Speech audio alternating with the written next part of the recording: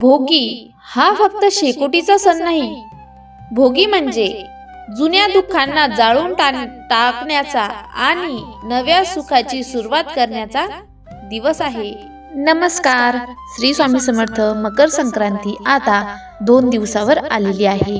तर या मकर संक्रांती निमित्त आपण जाणून घेणार आहोत मकर संक्रांतीचा आदला दिवस म्हणजे भोगी. हा सण म्हणजे निसर्गाप्रती कृतज्ञता व्यक्त करणारा दिवस आहे. या सणाचे महत्त्व, परंपरा आणि त्या निमित्ताने बनवलेल्या जाणाऱ्या विशेष खाद्यपदार्थांची आणि त्या सणाची माहिती आपण घेणार आहोत. दरवर्षीप्रमाणेच यंदा 13 जानेवारी रोजी अर्थात मकर संक्रांतीच्या आदल्या दिवशी भोगी साजरी करायची आहे आणि 14 जानेवारी रोजी मकर संक्रांतीचा सण साजरा करायचा आहे.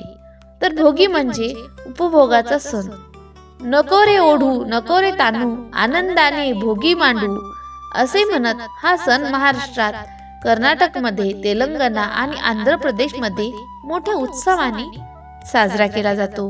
थंडीच्या दिवसात निसर्गातून मिळणाऱ्या ताज्या पिकांचा आनंद घेणे आणि शरीराचे पोषण करणे हा यामागचा मुख्य उद्देश आहे.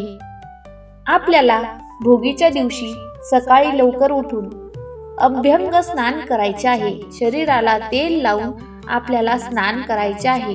अंघोळीच्या पाण्यामध्ये आपल्याला तीळ तांदूळ मिसळून आंघोळ करायची आहे. आंघोळ झाल्याच्या नंतर, देवपूजा झाल्याच्या नंतर आपल्याला सुगड पूजा ही भोगीच्या दिवशी करायची आहे. तर तुम्हाला वाटेल सुगड पूजा भोगीच्या दिवशी कशाला?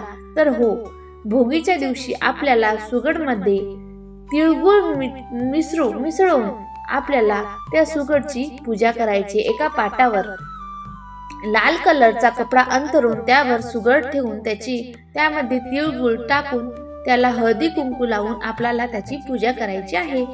भोगीच्या दिवशी घराघरात एक विशेष मिश्र भाजी बनवली जाते, ज्याला खेंगट किंवा भोगीची भाजी असे म्हणतात.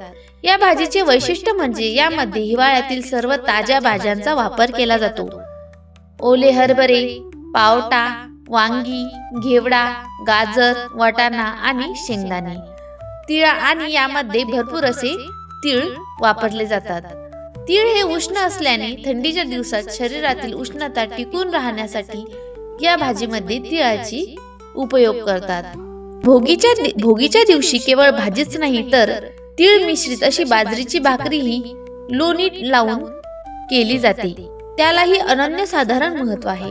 बाजरी आणि तीळ या दोन्ही गोष्टी शरीराला ऊर्जा आणि उष्णता देतात. या दिवशी मुगाची डाळ घातलेली मऊ खिचडी देखील करतात आणि ह्या केलेला नैवेद्य ही केलेली बाजरीची तीळ मिश्रित भाकरी, लोणी आणि भोगीची भाजी आणि खिचडी हे देवाला नैवेद्य भोगीच्या दिवशी दाखवला जातो. आणि नंतर त्या सुगडला हा नैवेद्य दाखवून नंतर आपण जेवण केले जातं. तर भोगीच्या दिवशी अशा पद्धतीची भाजी आणि नैवेद्य आपण बनवून देवाला दाखवायचा असतो. तर पौराणिक कथेनुसार हा दिवस देवराज इंद्राला समर्पित आहे. इंद्राने पृथ्वीवर पाऊस पाडून समृद्धी आणली म्हणून त्यांचे आभार मानले जातात. या दिवशी आपल्याला सकाळी लवकर उठून भोगीच्या दिवशी घराची आणि घराबाहेरील आवाराची आपल्याला साफसफाई करायची असते. भोगीच्या दिवशी पहाटे लवकर उठून स्वच्छ कपडे घालावे लागतात. अभ्यंग स्नान करावे लागते. नवीन कपडे घालावे लागतात आणि अंगणात सुंदर अशी रांगोळी काढली जाते. कचरा जाळण्याची परंपरा. कचरा टाळा, नकारात्मकता जाळा. काही ठिकाणी जुन्या आणि अनावश्यक वस्तू जाळण्याची ही परंपरा या भोगीच्या दिवशी असते. याचा अर्थ असा की आपल्या मनातील वाईट विचार आणि नकारात्मक जाळून नवीन वर्षाची सकारात्मक सुरुवात ही आपल्याला करावी लागत असते. ग्रामीण भागामध्ये अशी म्हण आहे की जो भोगीचा सण आनंदात साजरा करतो त्याचे पूर्ण वर्ष आरोग्यपूर्ण आणि समृद्ध जाते. निसर्गातून जे मिळते ते देवाला नैवेद्य म्हणून अर्पण करण्याची ही पद्धत आपली कृषी संस्कृती दर्शवते. तर मैत्रिणींनो, अशी होती आपली मकर संक्रांतीच्या आदल्या दिवसाची भोगी या सणानिमित्तची माहिती.